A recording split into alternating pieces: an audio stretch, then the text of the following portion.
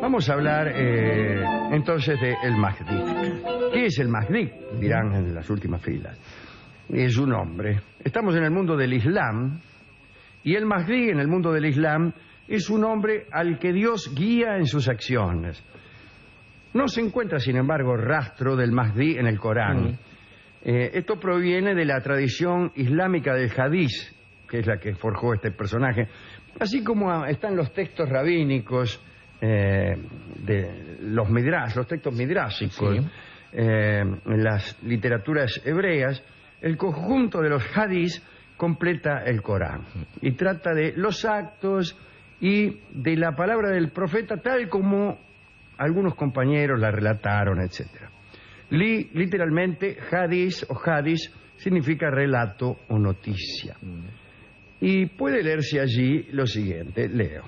El Mahdi formará parte de los míos, su frente será ancha y su nariz aquilina.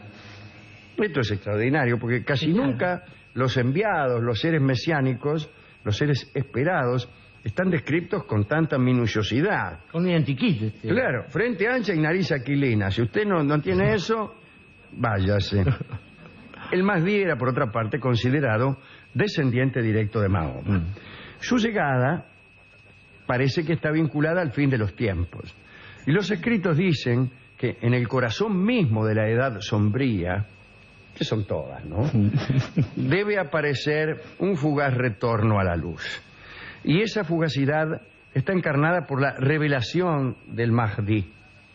Esta visión no es compartida por todos los musulmanes, Araca, Para la corriente chiita, el Mahdi es una persona definida, cuya personalidad ya se conoce. Se lo llama por su nombre incluso, que es Mohammed al-Mahdi, y nació en el año 255 de la Égida. Y desapareció a la edad de 4 años, justamente cuando murió su padre, el imán Hassan al-Askari, corredor de carreras, por otra parte, y desde entonces no se lo puede localizar, porque no ha muerto. Claro. Simplemente se encuentra escondido. Eso entre los chiitas que esperan su regreso. Se presentará, según parece, al final de los tiempos para que reine la justicia. Incluso muchos vieron, hace algunos años, en el Ayatollah Khomeini al Mahdi oculto. Pero más allá del credo de la rama chiita, otras ramas no han especificado la figura del Mahdi. Entonces, tal como sucedió con los cristianos con sus mesías, se presentaron muchos. Apareció uno en Kurdistán, uno en Egipto, del que hemos hablado el otro día, y del que yo sospechaba, y otro no hace tanto, en el siglo XIX. Y vamos a contar hoy lo que sucedió con este. Según algunos historiadores, estamos hablando del siglo XIX, atención, o sea que es aquí nomás. Según algunos historiadores, la aparición del Mahdi de Sudán fue un caso notable, porque en realidad ningún aspirante a esta jerarquía alcanzó jamás semejante poder. Se trata de Mohammad Ahmed Abdallah. Su historia comienza en 1843 en la localidad sudanesa de Dongola. Desde su nacimiento pareció predestinado. No solo llevaba el nombre del profeta, sino que además su padre se llamaba Abdallah, como así se llamaba el padre del profeta. La tradición islámica afirma que el Mahdi llevará el nombre del profeta y que el padre se llamará como el padre del profeta. De todos modos, no es un dato tan relevante, porque en los países musulmanes son cientos de miles los que se llaman Mohammed y que a su vez tienen un padre llamado Abdallah. De la infancia de Mohammed solo se puede decir que era muy estudioso, que se remanchaba el Corán de memoria, etc. Su padre, Abdallah, murió cuando tenía 14 años. Cuando tenía 14 años, Abdallah, Claro. No cuando tenía 14 años Mohammed. Parece que Mohammed quedó a cargo de sus 2 hermanos, que lo mandaron a estudiar a Jartum. Es decir, entonces no eran los 2 hermanos los que estaban a cargo de él. Quedó a cargo, sí, claro, está bien. En el sentido de estar los 2 hermanos encargados de él. Sí, señor. Lo mandaron a estudiar a Jartum, que como bien sabemos es la capital de Sudán. Los 2 hermanos lo cuidaban y a los 25 años se retiró a la isla de Aba, que está situada en el Alto Nilo. y allí vivió durante 15 años la existencia solitaria de un místico y de un santo. Después empezó a recibir gente, a su alrededor se formó un séquito de admiradores de su saber, de sus renuncias, etc. Y algunos establecieron un paralelismo entre los 15 años del retiro de Mohamed y los 15 de meditación que el profeta pasó, ¿no? También. Mahoma había esperado a los 40 para difundir su misión profética y Mohamed Abdallah esperó también hasta esa edad para declarar en 1881 que era el Mahdi redondamente, el reflejo vivo del profeta. Parece que desde un poco antes el culto a Mohamed Abdallah había molestado un poco a las autoridades. Cuando dijo ser el Mahdi, un contingente de soldados intentó apoderarse de él, pero ese contingente terminó destrozado por un ejército de derviches giradores. En la isla de Aba sucedían cosas extrañas, ¿no? Mohamed estaba constantemente rodeado por una tropa de derviches que giraban sin cesar sobre sí mismos y también alrededor de Mohamed. Esas personas mataban a quien se acercaba a este hombre. Los derviches giradores solo cesaban en sus vueltas para dormir. Está bien. Y a veces, hay que decir, en algunos momentos del día, graduaban el impulso de estos giros para no cansarse tanto. En mayo de 1882, un ejército colonial, dirigido por el gobernador alemán Ziegler, fue aplastado por 50.000 adeptos. El Mahdi volvió al Sudán con la intención de gobernar allí y echar a los ingleses. Sudán oficialmente dependía de la administración egipcia, pero eran los ingleses los verdaderos dueños. Algunos de ustedes quizás recuerden que se llamaba Sudán anglo-egipcio. Sí. Ese era el nombre oficial de este país que queda debajo del Egipto, al sur de Egipto. Son esos mapas que dicen también África Ecuatorial francesa que ya nadie recuerda, ¿no? Exactamente, muy bien. Ahí fue donde quiso gobernar el Mahdi. En la lucha contra ese gobierno semicolonial había, por un lado un componente libertario, pero también un componente religioso, ya que estaba guiando al ejército rebelde nada menos que un tipo señalado por el profeta. Allá por 1883, las autoridades inglesas no querían todavía intervenir, les parecía que era un asunto interior de poca importancia. Había un líder egipto llamado Tewkif, a quien encargaron que organizara una expedición contra esta gente y fue un fracaso total. El ejército fue aniquilado y entonces los ingleses sí empezaron a preocuparse. La corona británica nombró al general Gordon como gobernador general en el Cairo y después se instaló directamente en Jartum, ¿no? Y decretó que los habitantes de la ciudad no debían seguir al Mahdi, prohibido seguir al Mahdi. Chao. Automáticamente Gordon fue declarado Dajjal, que es la contrafigura del Mahdi en la tradición.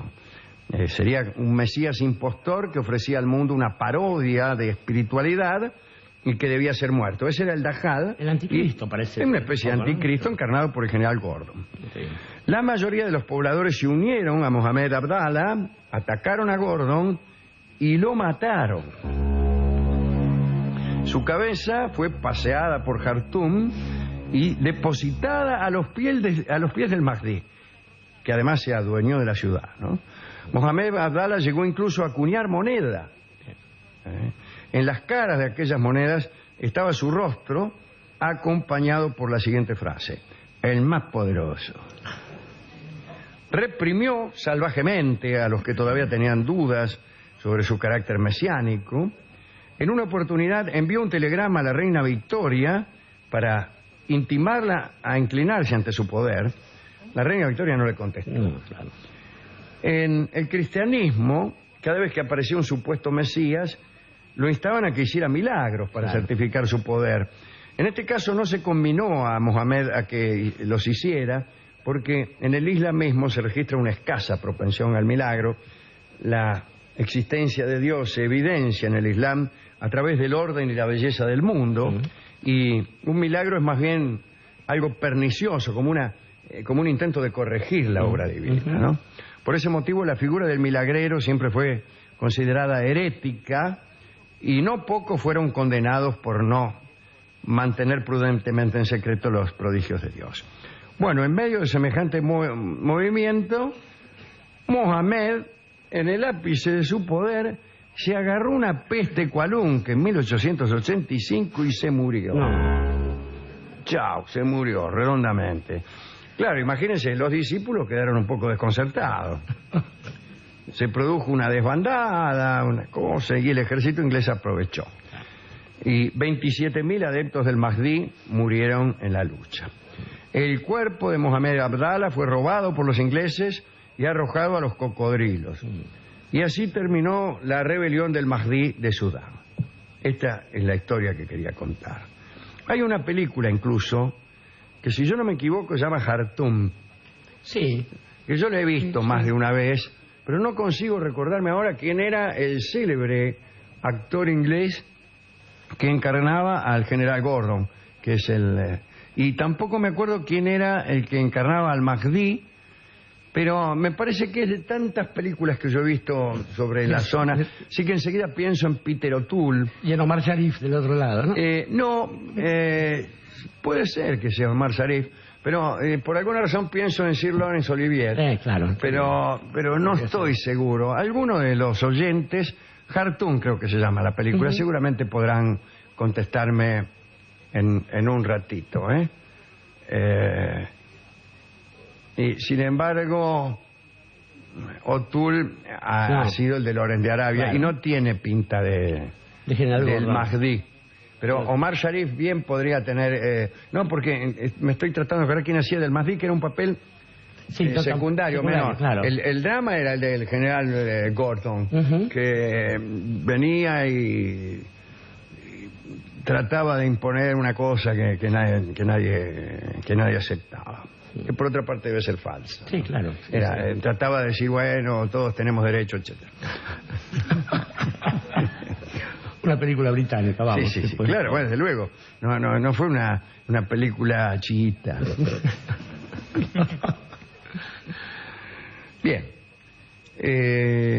¿A quién quiere dedicar esto, Jorge Dorio? Ya que lo acaba de nombrar a Peter O'Toole, creo que es bueno recordar al autor de Los 7 Pilares de la Sabiduría, el teniente T. Lawrence, que de algún modo fue el primero en desmentir que eso que estaba pasando en el mundo árabe era una revuelta juvenil.